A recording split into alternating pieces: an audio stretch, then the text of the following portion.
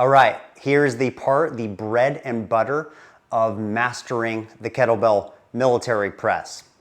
Depending on your size, as the kettlebell gets bigger, it's gonna seem like a lot of relative load and size compared to your torso. A very large person will be able to press much more strictly than a smaller person or someone with smaller bone structure like myself. So as soon as the kettlebell gets to our particular weight, I have to lean in order to balance the center of gravity of the kettlebell.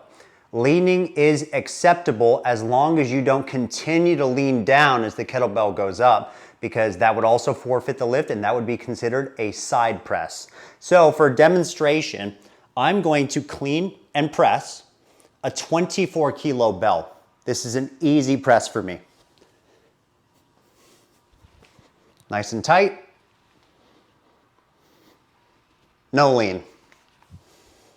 But as soon as I go to a bell above 32 kilos, you might see a slight lean.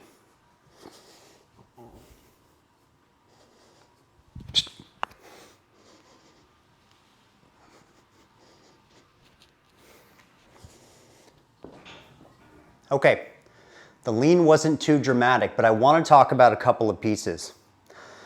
When you're leaning, what you want to think about after the kettlebell gets into a rack is immediately shooting the hip under the kettlebell. That might be slightly to the side, or what I like to think about, slightly to the side and forward. Right there.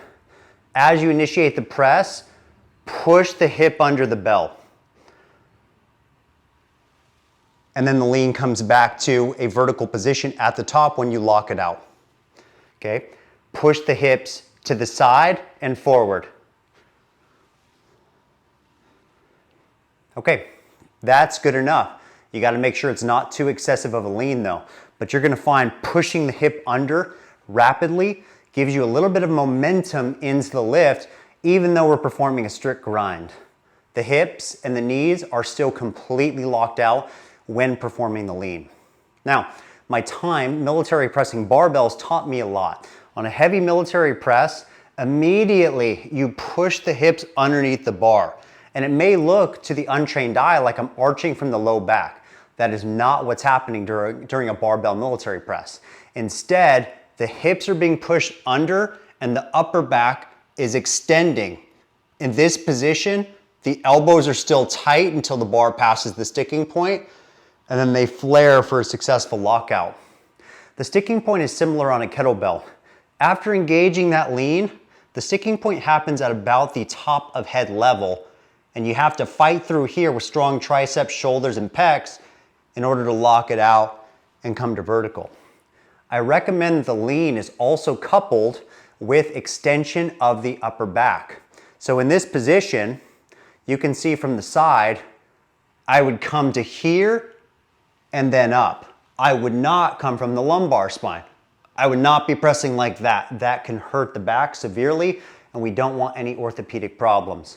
So remember, the lean, I'm leaning this way at an oblique angle about 45 degrees from my body while I'm extending the upper back.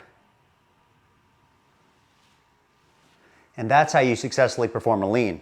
I'm going to show you one more time with a little bit more exaggerated of a lean on my 32 kilo press.